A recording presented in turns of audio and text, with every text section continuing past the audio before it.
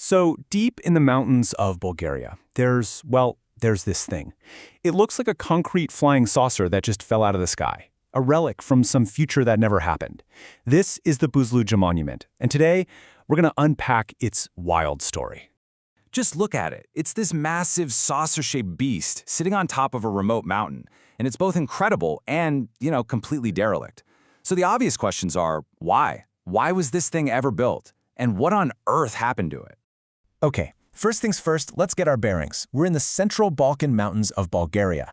The monument sits on Buzludzha Peak, which is this windy, super foggy summit standing almost 1,500 meters high. So yeah, this is not an easy place to get to, which, of course, just makes it even more mysterious. So what is this place? Well, here's the thing. To really get the monument, you have to get the mountain it's sitting on. Seriously. Long before anyone poured a single drop of concrete, this peak was already sacred ground in Bulgarian history. The UFO is really just the latest and maybe weirdest chapter in a much, much older story. Right, so this peak was absolutely not chosen at random, not by a long shot. This spot was the actual stage for several huge, pivotal moments that would go on to define the entire nation and its politics for generations. The importance of this peak really boils down to three key moments. Back in 1868, it was the site of a legendary last stand against the Ottoman Empire. Fast forward to 1891, and you've got socialists meeting here in secret to form what would eventually become the Bulgarian Communist Party. And then in 1944, it was a battlefield all over again. I mean, this ground is just soaked in history and ideology. And that first battle, the one in 1868, it inspired one of Bulgaria's most famous revolutionary poets, Hristo Botev, to write these incredible words. This poem basically cemented the battle in the national memory, turning it into the ultimate symbol of heroic sacrifice for freedom. And you have to understand just how insane that sacrifice was. We're talking about a small band of just 30 Bulgarian rebels holding their ground against 700 Ottoman soldiers. The odds were just impossible. Only 4 Bulgarians made it out alive, but their story became this powerful legend that really fueled the fight for independence. Okay, so decades later, Bulgaria is under communist rule. The government decides it's time to immortalize all these events. And where do they choose to do it? Right here on this historically charged peak. The plan was to build a monument that would become the ultimate symbol of their power and their entire ideology. And the scale of this project was just mind-boggling. To create a stable foundation on this rocky summit, engineers blasted away more than 15,000 cubic meters of rock using TNT.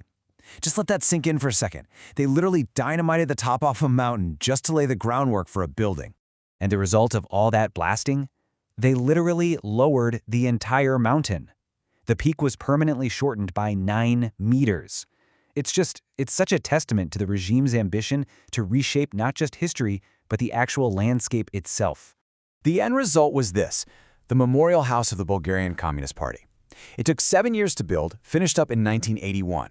And what's really interesting is that it wasn't just funded by the state, it was paid for through public donations and subscriptions, which made it feel like a real national project at the time. So for less than a decade, this monument served as the ceremonial headquarters for the party. But its glory days were incredibly short-lived. A massive political storm was brewing, and Buzludzha was about to face a very, very dramatic change of fortune. Then, 1989 happens, and the communist government in Bulgaria falls. And almost overnight, this monument goes from being a symbol of power to a symbol of a deposed ideology. It was handed over to the state, locked up, and just left. Left to the mercy of the harsh mountain weather. Its whole reason for being was just gone. So it was stripped of its valuable copper roof, shattered by vandals and the elements, and the monument just fell into this beautiful state of decay that we see today. But this decay actually gave it a second life. It turned it into this irresistible magnet for urban explorers, photographers, and just curious tourists from all over the world. But the story doesn't stop there. Nope. In a really modern twist, this crumbling relic of Cold War communism has transformed into something completely unexpected, a global pop culture icon. I mean, its otherworldly aesthetic is basically a filmmaker's dream, right? You've got international music artists, from rock bands like Kasabian to pop superstars like Rita Ora, using its decaying grandeur as this stunning backdrop for their music videos. It's been broadcast to millions of people who probably have no idea what it even is. And it's also crossed over into the digital world. The interior was actually recreated as a multiplayer map in the huge video game Battlefield 3. And of course, it's an absolute star on social media. Just look up the hashtag, you'll see countless photos on Instagram and exploration videos on YouTube racking up millions and millions of views. So what this building has really become is a canvas. For artists and photographers, it's so much more than just a cool-looking ruin. It's a powerful symbol, a place where you can explore these huge themes, you know? The rise and fall of ideologies, the weight of history, and the beautiful, inevitable process of decay.